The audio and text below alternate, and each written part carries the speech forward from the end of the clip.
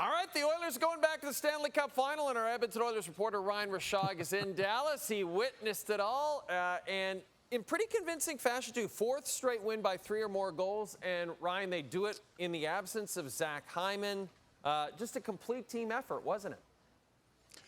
Yeah, that's kind of the story of this team so far in the playoffs here, Jay. This is about everybody. We heard Connor McDavid and Leon Draisaitl talking about that post-game. You know, the number of guys they have chipping in on a night-to-night basis is really something. Tonight's win was a bit of a microcosm of their entire playoff year, right? So if you look at the goal scorers from tonight's game, it gets started with a power play goal from Corey Perry, but then you cue the depth guys, right? Matthias Janmark, big game Janmark, 5-hole goal. How about this story from Jeff Skinner? How long has he been waiting to do that? About 15 years, another depth goal. Then a little bit later on, this, a backbreaker from Connor McDavid. But Jay, 4 lines tonight scored even strength goals. All 4 lines got an even strength goal. Stuart Skinner, again, there was one soft goal, but he battled hard. And then again, Jay, this team was able to lock it down in the third period. So, big-time performances from big-time guys, depth scoring throughout the lineup, goaltending, and the ability to shut it down. This was an excellent performance from the Oilers. I know they felt like maybe it wasn't their best, but this is how well-rounded this team is right now. And now it's a rematch of the Florida Panthers in the Stanley Cup Final. Ryan, how does this Oiler team, from what you've seen, compare to the one that lost in 7 to the Panthers last year? Yeah, different faces, a little bit of a different sense about them. Like listening to Connor McDavid and Leon Draisaitl on their media availability.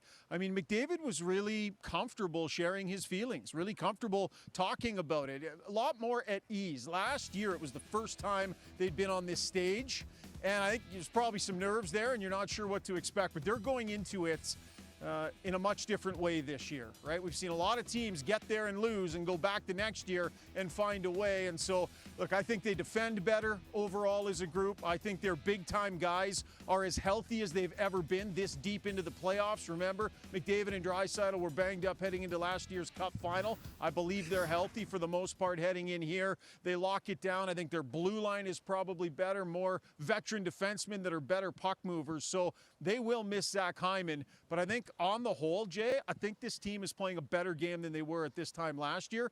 Probably have more players contributing regularly. Game 1 Wednesday in Edmonton. Ryan, there's one more thing I wanted to mention. Happy birthday, buddy! Oh, come on. Here we go. It's your birthday. It's so exciting. We're so happy for you. You know, Thanks, buddy. I have one wish for you for your birthday, that you have a much easier travel day getting back home than the one you did after Game 2. Can we all hope for that? Yeah, totally just jinxed me. Clearly you don't travel a lot, Jay, because everybody knows when you're a traveling guy, you don't talk about potential bad travel. You can complain about bad travel that happened. You never talk about travel to come, so I probably will not make it home on Friday now. Okay. Thanks, bud. Well, here's the good news. You don't have to be back in E-Town till next Wednesday, so you got plenty of time. You can just meander your way through the Midwest and all the way through the prairies to get home. Hey, have a great birthday, buddy. Get out, get some cake at some, maybe a local Dallas Chuck E. Cheese or Cheesecake Factory or something.